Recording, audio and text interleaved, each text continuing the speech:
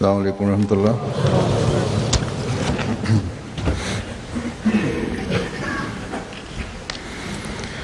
अशहदु अल्ला इलाहा इल्लल्लाह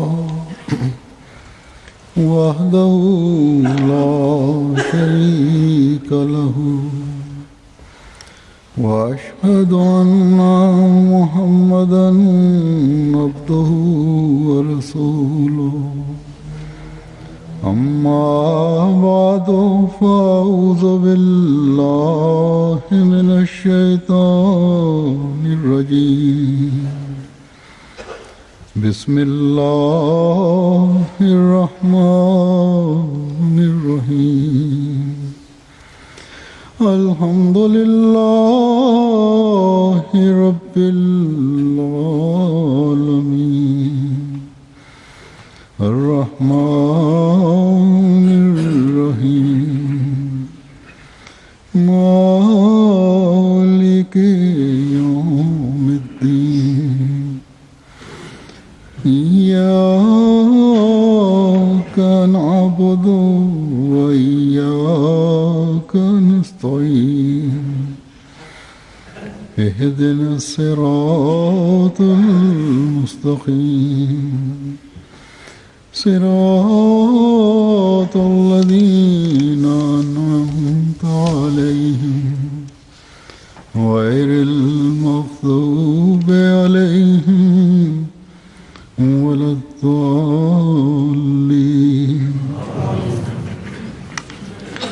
अल्लाह ताबुदू इल्लल्लाह इन्ननी लकुम मिन्हु नज़ीरुं व बशीर। वअन इस्तग़फिरू रब्बकुम सुम्मा तूबू इलैहि युमत्तिकुम मताअन हसनन इला अजलिन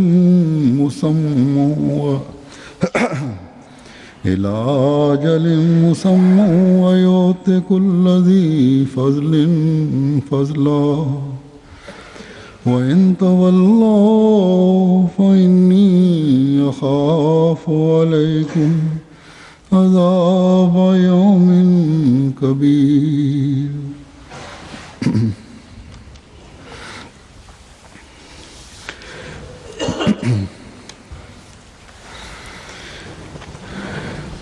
ये सूरह हूद की आयत हैं, 3 और 4 इनका तर्जुमा है कि Huzur kaže, ovo su ajeti iz sure Hud, broj 3 i 4. Prijevod ovako kaže: I da ne obožavate nikog osim Allaha, ja sam vam od njega onaj koji upozorava i donosi bešire nezir i koji donosi radosne vijesti. I također da tražite oprost od gospodara svoga, da se pokajete, da se s pokajanjem njemu okrenete. On će vam dati lijepu opskrbu do određenog vremena i on će pokloniti svoju blagodat svakome koliko je zaslužan. Ako se okrenete od toga, onda se ja zaista bojim za vas kazne velikog dana. दुनिया में आजकल किसी न किसी रंग में तकरीबन हर जगह ही Huzur kaže, फसाद बर्पा है। u ovom svijetu na jedan način ili na drugi, इंसान का skoro na svakom mjestu je nekakav nered i sukob i da ovo je rezultat अल्लाह ताला की इबादत की za toga što je čovjek zaboravio svrhu svoga stvaranja, कुर्ब हासिल करने की कोशिश to jest pažnja prema obožavanju Allaha dželešanhu i da se uloži napor, da se stekne Allahova blizina. Ljudi ne ulažu napor, ne posvećuju pažnju tome i za to je razlog ovome. Ljudi se ne brinu da steknu Allahovu blizinu. Šta je ibadet? To nije samo 5 dnevnih namaza, to nije dovoljno za to.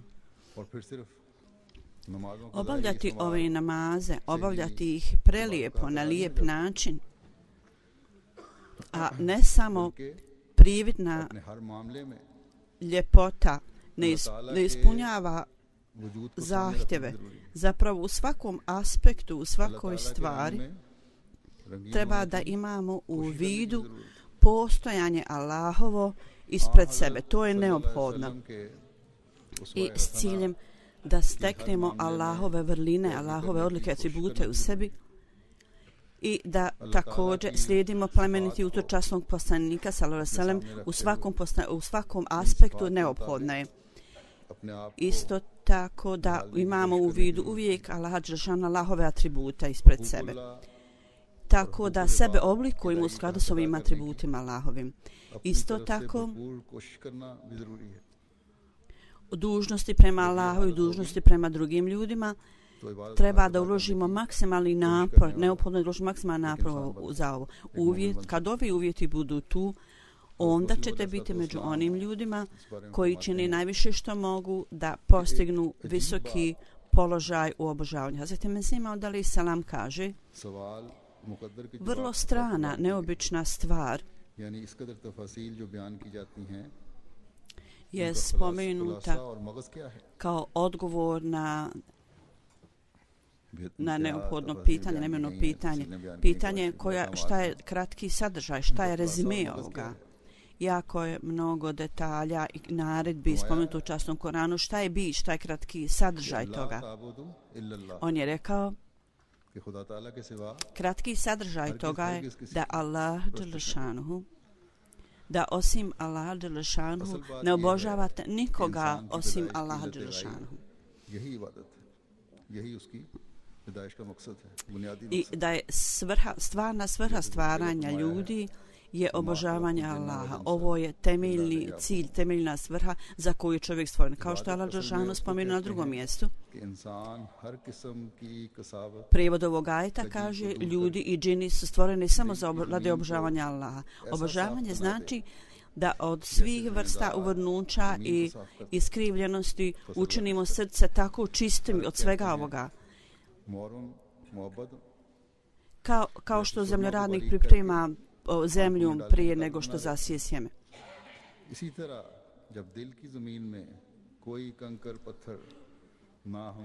Kad nešto razbijete i učinite dijelovima povjerenja, isto tako u vašem srcu ne treba da bude nikakvog ni najmanjeg dijela ovih stvari nepoželjni i da ono bude kao duh. I to je u stvari značenje ibadeta. I ova reforma, ova čistoća koja je urađena i opće mi se rekao, ako se napravi ovakva čistoća, ako napravite u sebi da budete kao ogledalo, da odražava sve, i ako napravimo to kao polje koje je pripremljeno za sijanje sjemena, onda ćete biti pripremljeni da primite sjeme razne vegetacije zelena. Ljudi su stvoreni za obožavanje Al-Đelešana. Ako očistite svoja srca i ako nema nikakvog uvrnuća i nikakvog kamenja i hrđe i korova, onda ćete biti u stanju da spoznate Al-Đelešanu. To je u stvari ibadet, to je obožavanje. I izravnate zemlju kao što zemljoradnik pripremi polje prije nego što zasije sjeme. I polirajte svoja srca na takav način, baš kao sjajno ogledalo, kao da se u vašem liku može odražavati kao na ogledalu sve ove vrline. Kad takvo stanje bude prisutno, onda kao u polju zemljoradnika koji je dobro pripremljeno, ono daje plodove i vrlo dobre plodove. Slično tako u srcu, u duši osobe će biti dobri plodovi toga. Onda obećani Mesih alejhi selam kaže sve dokle i dok ne bude osim Allaha dželešanuhu radi Allaha dželešanuhu ne budu uklonjeni ovi korovi i svo kamenje najsitnije i ono bude kao jednostavno kao polje i kao prašina u kojoj nema ničega stranog. Treba da neprestano radite na tome i musliman, mumin ne smije stati dok ne napravi takvim svoje stanje. Kao ovi primjeri. U ovo vrijeme s ciljem da budemo sačuvani od situacije svijeta danas, ogromna je potreba da imate snažnu vezu sa Allahom dželešanu. Ponekad se dogodi da osoba ne bude uključena ni u kakve smutnje i nered direktno, međutim pod utjecajem društva ili atmosfere i zbog bezbožnosti društva jednostavno čovjek bude nekada uključen ili bude prisutan nekim stvarima i ponekad čak bude upleten u takve stvari. I zbog toga ne samo da nije u stanju da ispunjava svoje dužnosti, nego nesvjesno on također postaje partner u nepravednim postupcima.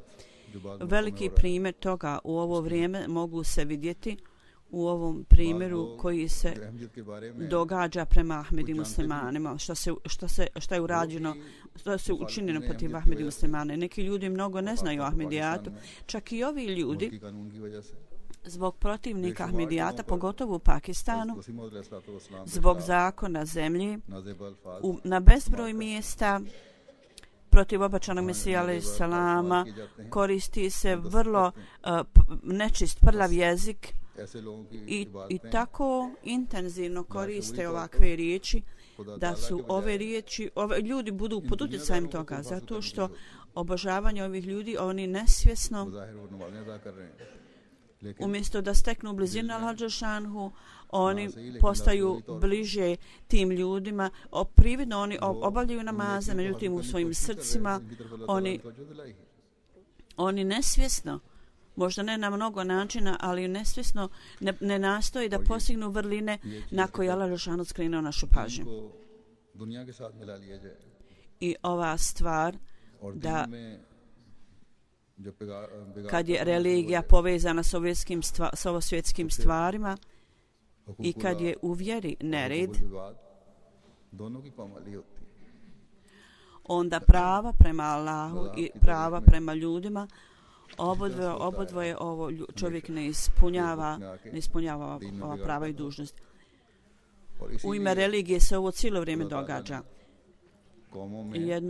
Kad je nered u vjeri i zbog vjere i razlog zbog toga je započeo ovu instituciju poslanstva među nacijama da poslije protoka određenog vremena kad vjera se udalji od svog stvarne biti i kad bude izgubljen duh vjeri s ciljem da ustigne nacije i da ih privuče prema stvarnoj svrhi i da ponovo utemelji stvarni duh vjere, Božji poslanici treba da bude poslanik od Allaha tako da on utre ovaj put u ovom pogledu. Kad Allah dželešanu poslao časnog poslanika, dok kroz njega je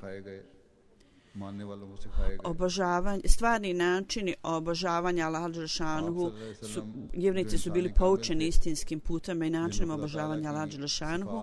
Časni poslanik sallallahu alejhi ve sellem je bio savršen čovjek u kojem su atributi Allaha dželešanu koliko god je bilo moguće do maksimalnog stepena, koliko je bilo moguće u čovjeku, ti atributi su bili stvoreni u časnom poslaniku.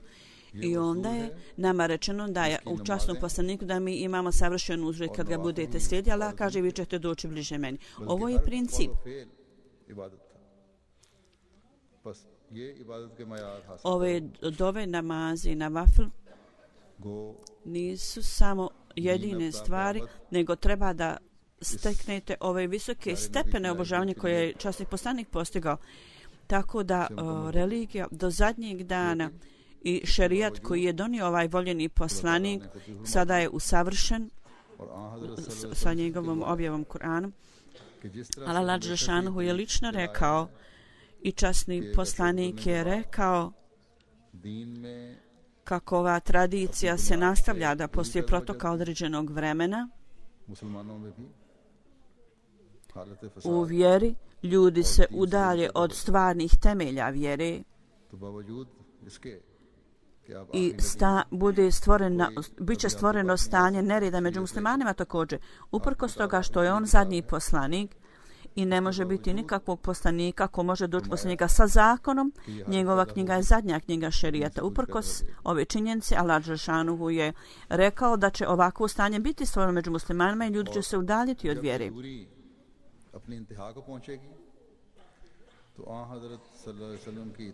I kad ova udaljenost dostigne do svoje krajnje tačke, onda sljedeći njem časnog poslanika će najveći njegov zaljubljenik doći s ciljem da pouči ljude da daju prednost religiji nad svim drugim stvarima. On će biti određen od Allaha za tu zadaću i on će nas poučiti stvarnoj prirodi obožavanja.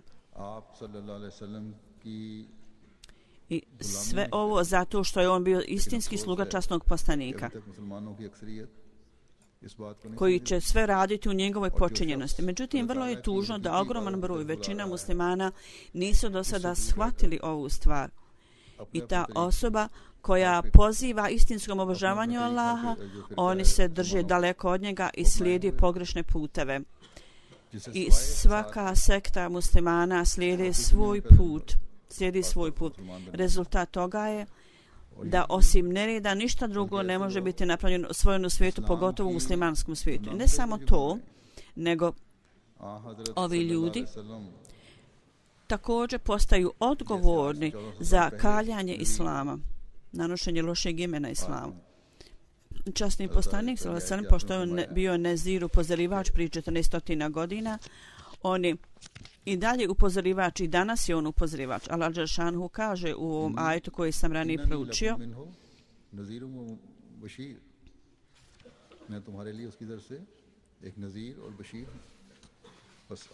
u prijevodu ovaj ajet kaže, Allah dželšanuhu je rekao poslaniku, reci im, ja sam od njega, ja sam donosilac radosne vijesti i upozorivač do kraja vremena. I on ima te titule, dakle, Beširen Nezir, do kraja vremena. Dakle, on daje radosne vijesti i upozorivač do kraja vremena. I čak danas, još i danas, njegovi ljudi i drugi ljudi, on je kao, za sve njih kao upozorivač. Nezir ne znači samo onaj koji prepada, ne znači uvijek tako, nego znači onaj koji druge ljude upozorava jednostavno da izbjegnu poroke i da čini dobre stvari.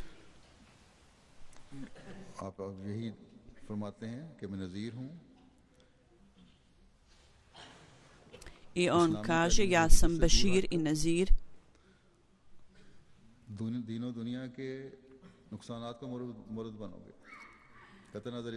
Udaljavanje od istinske biti časnog islama,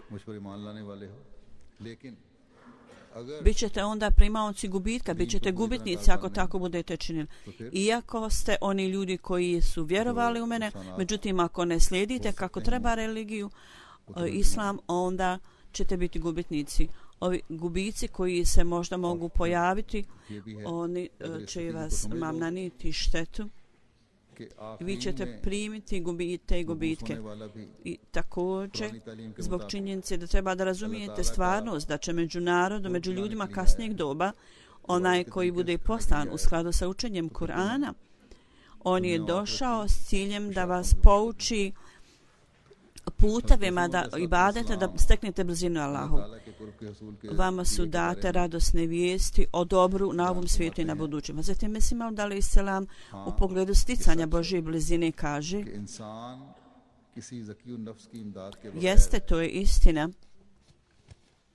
da ljudi bez pomoći očišćene duše, očišćene osobe, čiste osobe, ne mogu ljudi putovati i ići ovim putem koji vodi blizini Allahovoj. I najbolji primjer, Allah dželšanuhu je obezbijedio u ličnosti časnog poslanika sallallahu alejhi ve sellem, i onda do vječnosti, do kraja vremena, on je uspostavio sistem njegovih iskrenih sledbenika. I on kaže: जैसे ये अमर एक साबित शुदा ताकत है कि जो किसान का बच्चा नहीं है नलाई गोटी kako je obzirom da je ova tačka vrlo dobro u temelju utvrđena, इसी तरह पर ये जिम्मेदारी onaj जो रूहानी जिम्मेदारी है koji je istinski reformator, on će pripremiti, kao što zemljoradnik priprema zemlju, tako će on pripremiti tlo. Dakle, bez istinske iskrenosti ne može niko ispuniti ove dužnosti. Oni koji savršeno prođu kroz ove stepene, kroz taj primjer, oni mogu to postići. I ovo vrijeme je ogromna potreba za upućivačem, za uputom. I on će poučavati nas istim stvarima,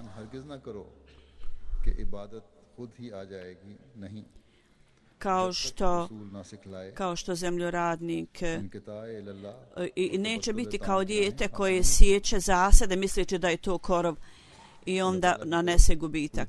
Ovi načini da potpuno budemo izgubljeni na ovom putu i treba da posvetimo i bez ovakve pripreme, ovakve okolnosti u sebi ne možete prepoznati Allah dželešanu i steći njegove atribute. I onda prirodno se rađa pitanje kako se može postići, kako se može uraditi ovaj ogromni zadatak i omogućen je odgovor i kakav je lijek. On je spomenuo, Allah dželešanu je rekao, šta je Allah dželešanu je spomenuo je stikfar, traženje oprosta, pokajanje pred Allahom i traženje oprosta. I da to činimo čistim srcem iskreno. Sljedeći primjer časnog poslanika, ako budete se pokajali pred Allahom za svoje grijehe i također budete odlučni, naprijed odlučnog da se buduće čuvate grijeha, onda će to biti istinsko pokajanje. Međutim, mora biti vrlo jasno. Zatim bismo da li salam je spomenuo da istinski uspješan čovjek prvo je poslao časnog poslanika sallallahu alejhi ve sellem, a onda je poslije toga on započeo sistem njegovih istinskih nasljednika. U ovo doba zapravo se to proteže do kraja vremena. Hazreti Mesih alejhi ve sellem je onaj koji je istinski nasljednik časnog poslanika sallallahu alejhi ve sellem i on je hatemul hulefa. Zbog toga onaj koji se istinski pokaje i želi da postigne visoke standarde, onda će Allah dželešanu sigurno uputiti takve osobe, takve ljude. Ako isto također slijede ove istinske nasljednike časnog poslanika i slijede njegove naredbe. Onaj koji je bio poslan od Allah dželešanu, oni koji ga prihvate i onda postupaju prema tom učenju, onda će taj rezultat biti tu. U svakom slučaju, kao što obećan Mesih alejhi selam spomenuo, da je Allah dželešanu prepisao lijek, a to je istikfar. U drugom ajetu koji sam proučio, Huzur kaže, u njemu Allah dželešanu nas je poučio metodu istikfara i rekao nam je kako treba da to bude urađeno, kako treba da učimo istikfar i tražimo od Allaha oprost. I prijevod tog dijela je nastakfiru, pokajte se, tražite od Allaha oprost i okrenite se Allahu, onda će vam on podariti opskrbu u životu na dobar način za određen period vremena. I ako se okrenete, onda u pogledu vas ja se bojim da za vas kazne, velike kazne velikog dana, strašnog dana. Onaj koji traži ispravan put, Allah upućuje takve ljude, kao što sam spomenuo, kaže. Na početku ovog ajeta Allah dželešanu je spomenuo ovu tačku. Molite sve od Allah dželešanu. Molite za njegovu pomoć, molite se njemu, molite njega da on ukloni vašu uznemirenost iz vašeg srca i da vas očisti. I onda Allah dželešanu prema svom obećanju pomaže takvim ljudima. Međutim, ako postoji neka osoba koja slijedi ovaj put i onda narednog dana slijedi drugi put i nije redovan u traženju oprosta od Allah dželešanu, onda u Allahovim očima ovo nije istikfar. Istinski istikfar je da osoba moli Allaha da bude sačuvan od misli koji nisu dobre u Allahovim očima i ne poučava i ne vodi putem Allaha. I kad je tako u stanju tu, onda ćete biti u stanju da potisnete svoje loše strasti. I onda će biti takvo stanje tu da ćete se vi okrenuti Allahu. Onda ćete biti u stanju da postupate u skladu sa naredbama Allaha dželešanu. Kad takvo stanje bude i tu, kad steknete, onda takva osoba postaje vrlo blizak prijatelj Allaha dželešanu. I treba da zapamtite ovu tačku da istikfar i teoba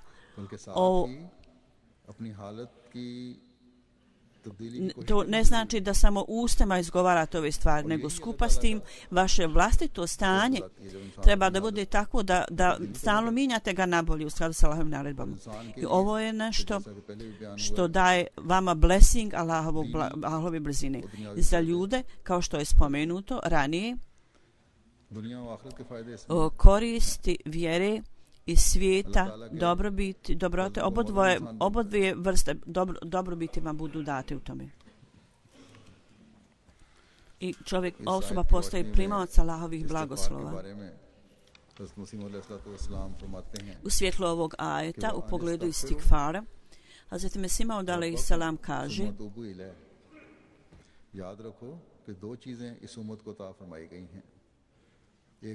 zapamtite da su dvije stvari date u ovom momentu. Jedna je da postignete jačinu, snagu, a drugo da pokažete tu snagu, jačinu koju ste postigli. Jedna stvar, Huzur kaže, da postignete moć i snagu, jakost, da imate toliko jakosti i čvrstine snage s kojim ćete se biti u stanju da se uzdržite od loših stvari. Druga stvar je da kad je ta snaga tu, kad to postignete, treba da bude praktično pokazana u svakom vašem postupku i izjavi osobe. Sve to treba da bude u skladu sa naredbama koje je Allah dao. Jer kao rezultat toga vi ćete steći Allahovu blizinu. Allah dželešanu kaže da postignete jačinu je istikvar koji je u drugom ajetu opisan kao da dobijate od Allahovu pomoć i da od njega dobijete potporu. A istikvar u drugim riječima je da dobijete pomoć od Allaha. Greške sufi su spomenuli da kao što ljudi neki rade neke fizičke vježbe, da steknu neku jačinu u fizičkim vježbama. Slično tome i duhovna vježba je istikfar, da postignete jačinu. Istikfar je da to činite redovno i onda ćete postići u sebi snagu i jačinu. Skupa s tim duša postiže jačinu i u srcu postaje jako, u srcu jačinu. Onaj ko postigne snagu i jačinu mora činiti istikfar. Onaj ko želi da uveća svoj duhovni toranj mora činiti stalno istikfar. Gafar je također upotrebljeno u značenju prekrivanja i skrivanja nečega, da se stavi neka prašina preko nečega da se ne vidi. Napor koji je učinjen da se potisnu ove misli koje ljude zaustavljaju ili udaljavaju ljude od Allaha dželešanu, ako su ove strasti i ovi nagovori su tu koji zaustavljaju čovjeka da slijedi naredbe Allahove, oni koji zaustavljaju ljude od činjenja dobrih djela, potiskivanje svega toga istikfar. Detalji toga su spomenuti u odnosu na stotine naredbi iz učasnog Kurana. Zatim Mesih Maud alejhi selam je spomenuo na jednom mjestu, ako se ne držite, ako ne dadnete prednost jedno ili dvijema naredbama, onda zaista ne ispunjavate istinski, ne činite napor kakav se traži. On je spomenuo da značenje istikfara je da svi otrovni elementi koji nastoji da ubiju osobu, treba da budete u stanju da sve to nadvladate. Koji su to otrovne stvari?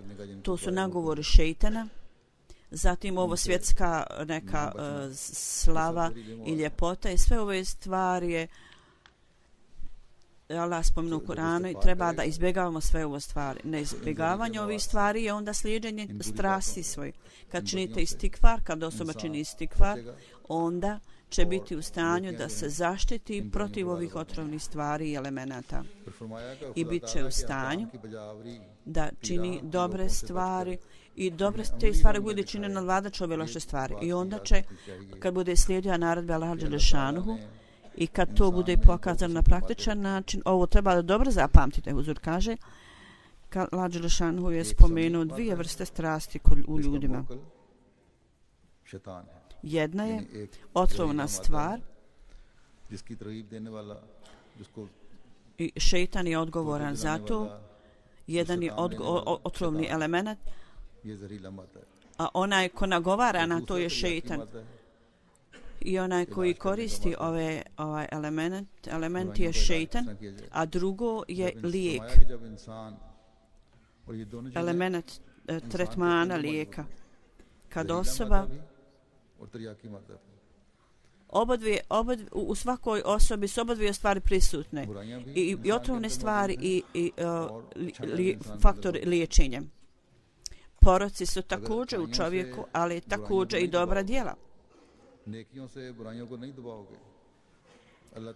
Ako ne potisnete poroke sa dobrotom i ako u svojim dobrim djelima ne potiskujete ove otrovne stvari i ako ne dođete u zaštitu Allaha i njegov oprost, onda će poroci vas zarobiti i udržati vas u svojoj šaki. I onda, općemo se kaže, kad je osoba ohola i smatra sebe da je nešto veliko i ne okoristi se od ovog faktora liječenja, onda ova otrovna stvar ga nadvlada i pobjedi. Ponos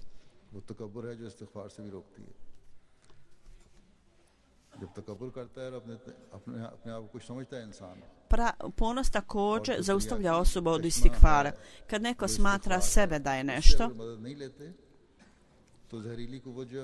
i ova izlječiva fontana, on ne koristi se od toga, i u tom slučaju otrovni elementi nadvladaju osobu. A kad sebe smatrate da ste ponizni i skromni, i onda kad čovjek osjeća da ima potrebu za Božjom pomoću, onda Allah stvara unutar čovjeka fontanu i s tim njegov duh počinje da trči, da teče kao voda. To je ispravna stvar koju trebate postići. Kad osoba zaista, kad njegov duh se stapa, topi, i u toj situaciji kad duša koja se topi, kad je tako iskustvo u čovjeku, to nije jednostavno da samo izgovarate riječi istikvara svojim jezikom, zapravo iz vašeg srca treba da bude strast i kao vatra u vašem srcu. I kad tako izgovarate riječi iz svog srca, s takvim osjećajem u srcu, onda kad bude voda kao suze tekla iz vaših očiju, onda će to dovesti do istinske duhovne revolucije u osobi. O čem se kaže, kad postignete takvu snagu, jačinu, treba da nadvladate ove otrovne elemente u sebi. Kao što je ranije spomenuto, kroz istikvar mi postižemo ovu jakost i snagu. I taj istikvar, kroz takav istikvar dobivate snagu i moć koji je rezultat strasti vašeg srca, ljubavi vašeg srca. Kao što sam spomenuo, onda vaša duša teče kao što suze teku niz vaše obraze. I onda on kaže, ukratko značenje toga je da vi čvrsto treba da budete utemeljeni u obožavanju, da slijedite poslanika, i drugo, da uvijek tražite pomoć od Allaha, njegovu pomoć. Prvo dobijate pomoć Allaha, i kad dobijete pomoć Allahu, onda se ponovo okrećite Allahu Đelešanu, okrenite se Allahu Đelešanu. I onda u skladu sa Allahovim učenjem slijedite poslanika, tražeći pomoć od Allaha, pokorite se Allahu i slijedite poslanika, i onda neprestalno, bez ikakvog prekida, onaj ko molite Allah za pomoć, onaj ko neprestano traži od Allaha pomoć, bude svoj na takvu stanje u čovjeku da će se on okrenuti Allahu. Imaće jakost u sebi i snagu da savlada sve loše stvari. Allah Đelešanu kad primi pokajanje Allaha, onda Allah zaustavi takvu osobu činjenja loših dijela. I objašnjavajući dalje, on kaže, obično se kaže, istikvar i tauba su dvije različite stvari. Istikvar ima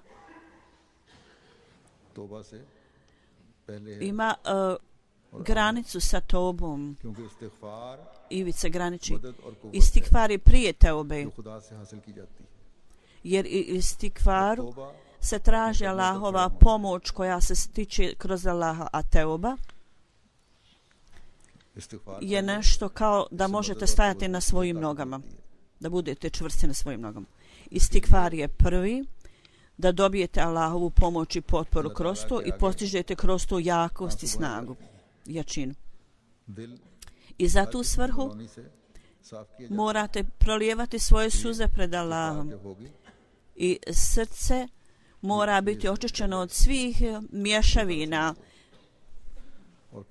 ovo svjetskog i vjerskog. Zato istikvar prvi molite Allaha dželešanu. I kad je ta stvar prisutna u vama, onda će ljudi, onda sljedeći korak za ljude je teuba, da stanu na svoje noge. Onda sa čvrstinom i neprestanošću toba je također, zato je toba neophodna. I ponovo činite istikvar da zaštitite svoju teubu, svoju čvrstinu. Ne samo dodirujući svoje uši i da govorite teuba, što je običajno u nekim slučajima. To nije to. Prvo, kroz istikvar da dobijete Allahovu pomoć i kad dobijete takav položaj, onda kad budete činili teubu, budete više naklonjeni činjenju dobrih dijela, onda je to toba. Kad to dobijete, onda s ciljem da to održite, ponovo trebate istikvar. Obećano mi salam kaže, ovo je Allahova tradicija sunnet. Kad osoba bude tražila pomoć od Allaha, onda Allah dželešanu će pomoći takvu osobu. Poslije te moći, kad stekne, osoba će biti u stanju da stane na svoje noge i dobit će snagu i jačinu da čini dobra djela. To je značenje tubo i lejk. Ovo je prirodan tok, slijed. Međutim, postoji sistem koji je ovdje spomenut za one ljude koji idu Allahovim putem na sali, odnosno ljudi uvijek traže pomoć od Allaha. Ukoliko čovjek ne dobije pomoć od Allaha, kakvu vrstu stvari on može raditi? Teoba se postiže posle istikvara. Ako pomoć Allahova nije tu, onda kvalitet teobe odumire.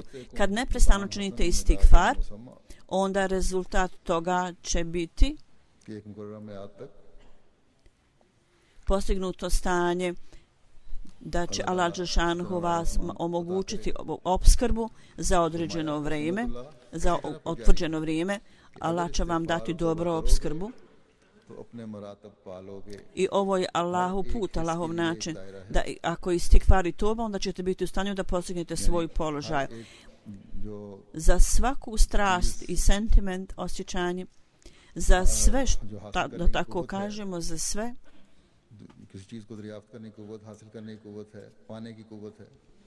snaga da postignemo sve, da otkrijemo sve druge stvari, da to postignemo. Postoji krug za to. U tome su određeni stepeni napretka koji osoba treba da postigne u skladu sa svojom ličnom mogućnosti. I tu je krug. Unutar toga svako ljudsko biće nastoji da postigne ove stepene napretka. I on kaže, svaka osoba ne može biti poslanik, sidik i šehid, ali kaže, nema sumnje da su tu razni stepeni, nema sumnje u to. Međutim, ne može svako postići svaki stepen. Ali tu je prioritet, ima prioritet među ovim stepenima. Dakle, imaju viši stepen unutar stepena. Onda Allah dželešanu kaže, slijedženjem ovih puteva redovno, onda će osoba biti u stanju da postigne ove položaje i stepene u skladu sa svojim mogućnostima i u svim ovim poslovima Allah dželešanu. Ako on ove sve stvari čini neprestalno, redovno i bez sva čvrstinom, znači da radite vrlo naporno i da sva čvrstinom obavljate dobra djela, onda svaka osoba koja god radi naporno da stigne Allahovu blizinu u skladu sa svojim mogućnostima i sposobnostima, onda će biti u stanju da postigne svoj položaj, svoj rang. I ovo je značenje ovog ajeta.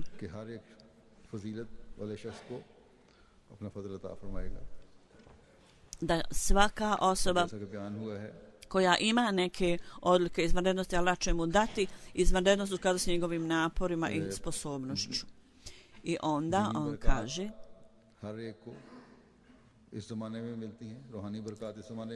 ovi vjerski blagoslovi oni budu postignuti duhovni blagoslovi u ovom životu i u budućem životu na ahiretu.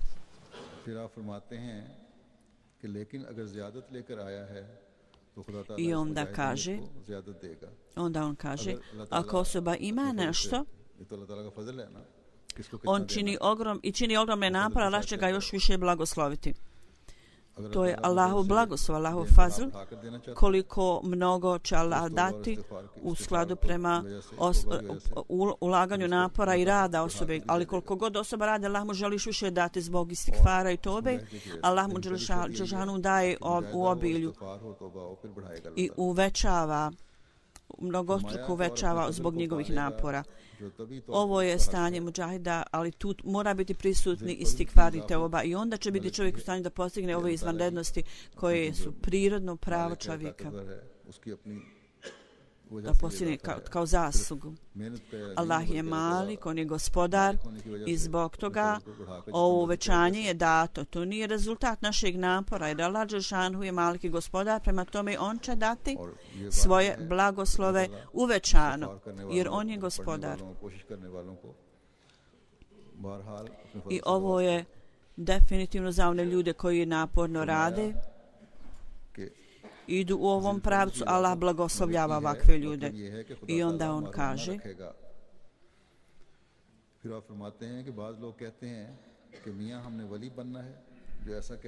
i to je, Allah je na sebe uzeo obavezu da neće lišiti osobu blagoslova. Neki ljudi kaže da čini tako da bi postigli da bi postigli primac Allahove poruke. To su ljudi, su griješnici koji za sebe tako misle da će svojom zaslugom nešto postići. Na ljudima je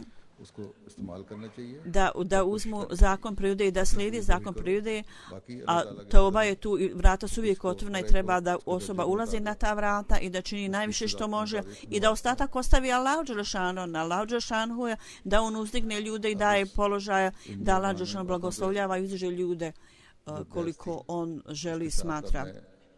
Sada o intelektualne i duhovne diskusije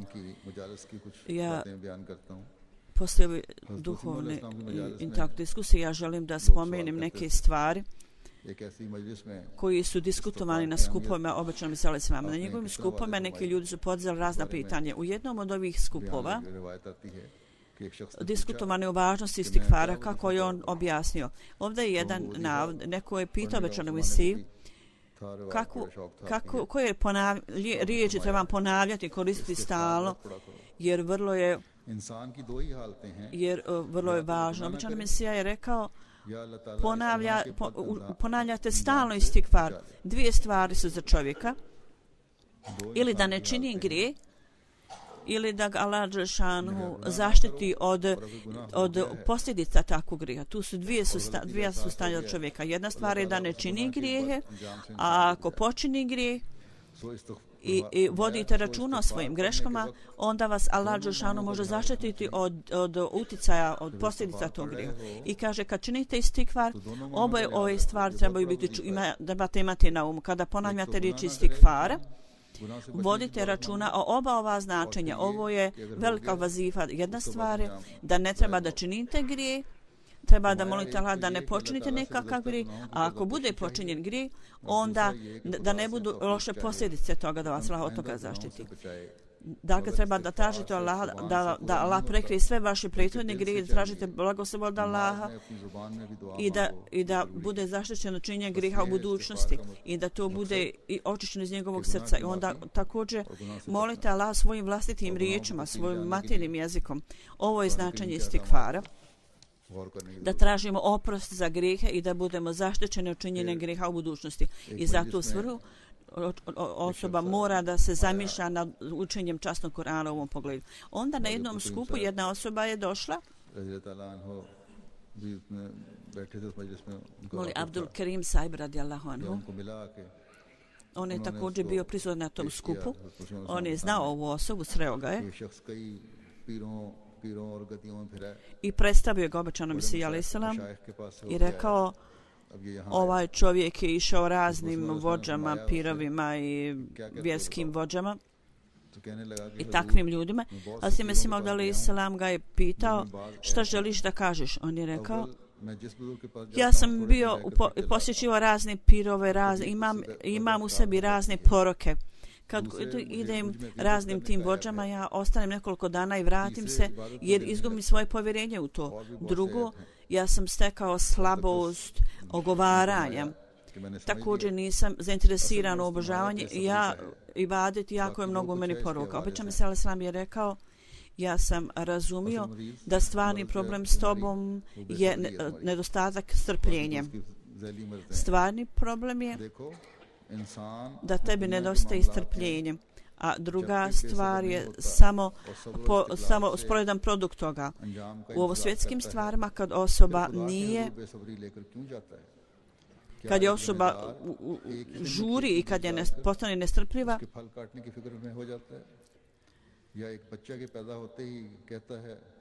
i onda ne može postići uspjeh.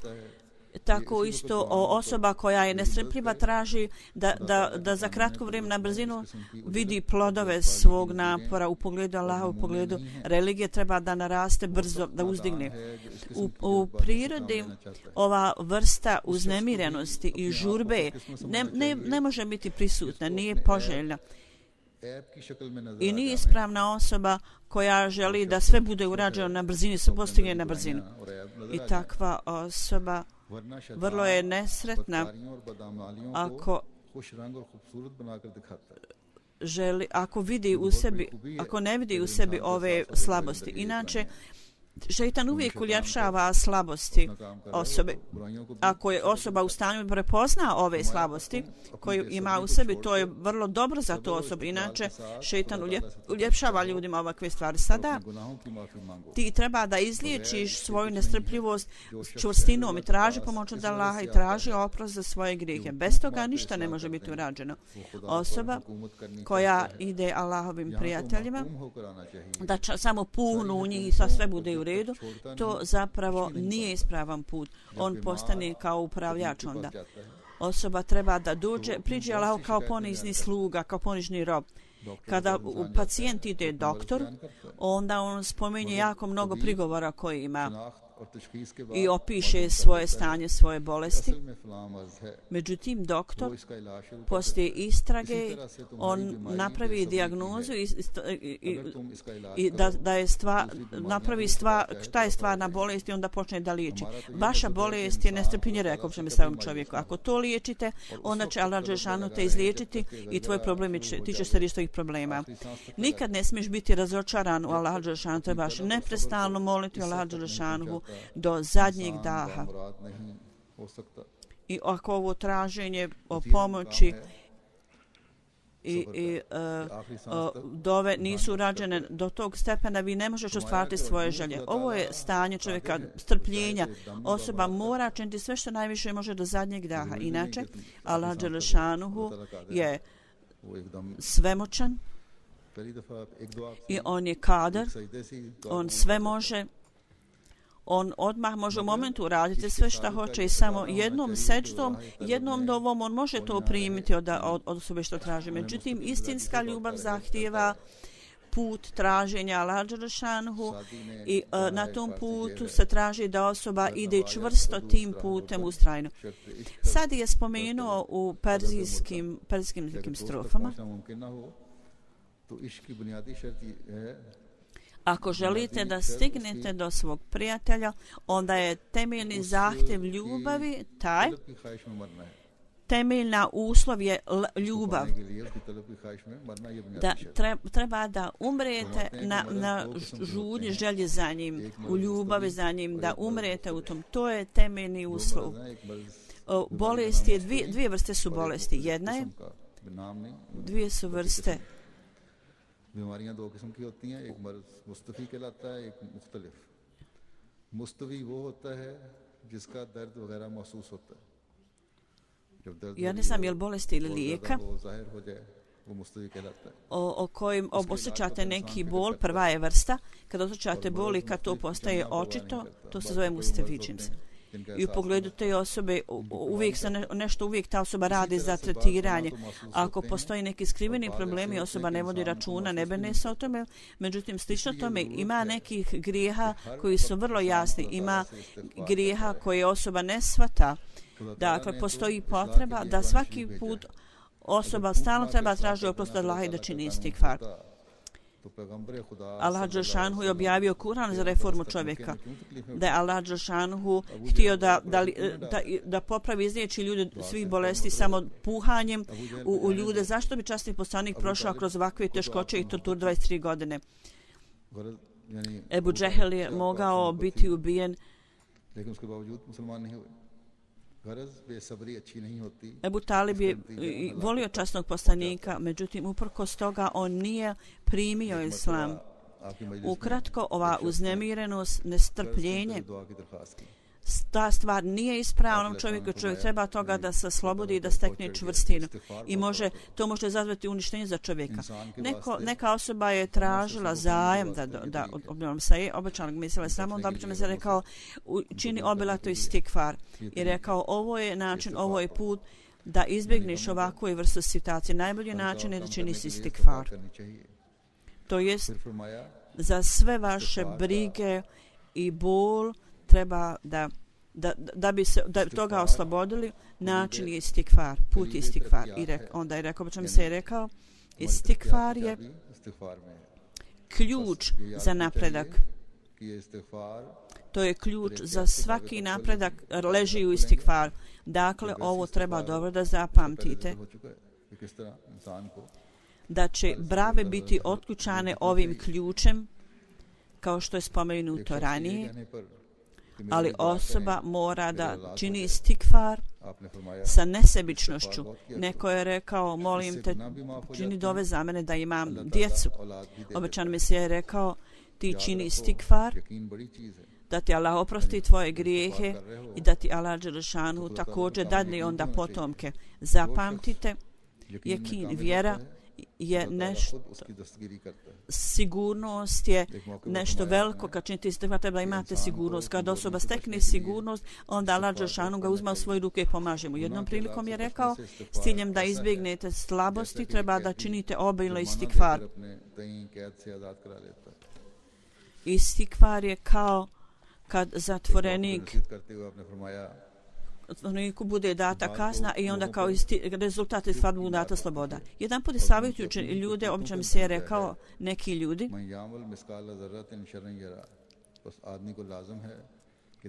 oni imaju neka loša djela i šta god je osoba uradila, uvijek će imati posljedice tih loših djela. Zato morate uvijek biti zauzeti u istikfaru i morate voditi računa i da njegovi loši postupci ne budu preteški na vama. Ako osoba tako radi, onda Allah Đelešanu stavlja takvu osobu u svoje krilo kada Allahova blagoslov bude sa osobom.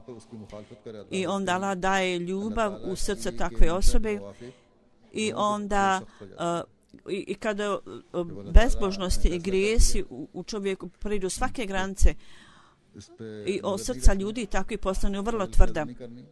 Međutim, kad Allah Đelešanu odluči određenoj osobi da joj ne bude data blagoslov, da stekne Allahov blagoslov, ti ljudi postaju zaista tvrdog srca. Međutim, čim se takva osoba okrene kroz istikvar Allahu Đelešanu, unutar osobe bude stvorena milost. I niko ne zna, ali ljubav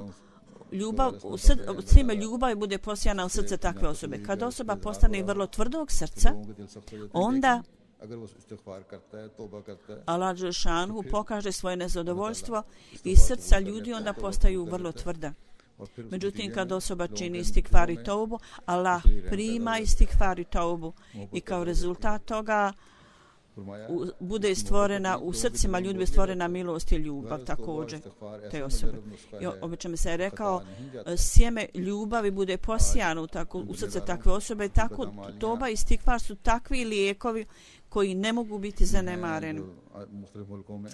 Sada o loša djela o ljudi koji čini ovo doba u raznim zemljama, što je stvorilo stanje nereda i uznemirenosti, i ovi upravljači, ovi ljudi koji su nekada smatrani ljubaznim ljudima, oni su sada smatrani okrutnim.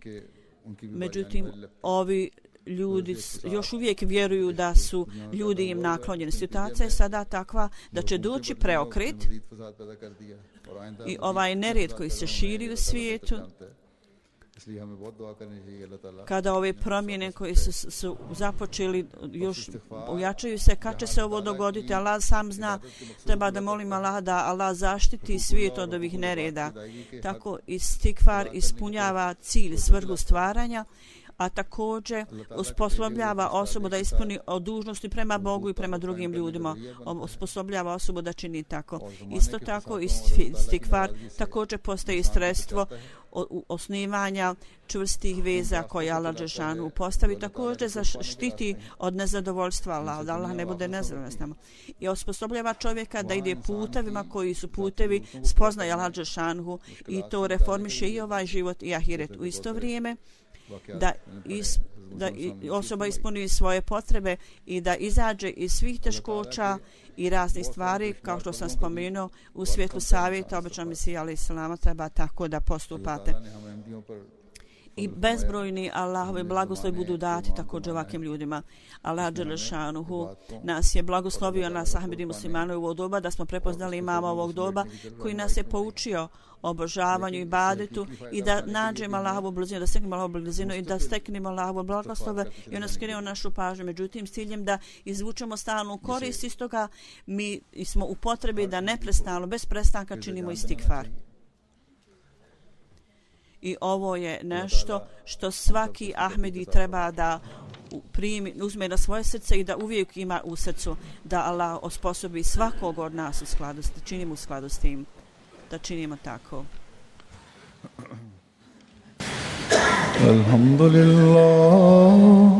Alhamdulillah, nahmaduhu wa nasta'inuhu wa nastaghfiruhu ونؤمن به ونتوكل عليه ونعوذ بالله من شرور أنفسنا ومن سيئات أعمالنا من يهده الله فلا مضل له ومن يضلل فلا هادي له ونشهد أن لا إله إلا الله ونشهد أن محمدا عبده ورسوله عباد الله رحمكم الله إن الله يأمر بالعدل والإحسان وإيتاء ذي القربى وينهى عن الفحشاء والمنكر والبغي يعظكم لعلكم تذكرون اذكروا الله يذكركم وادعوه يستجب لكم ولذكر الله أكبر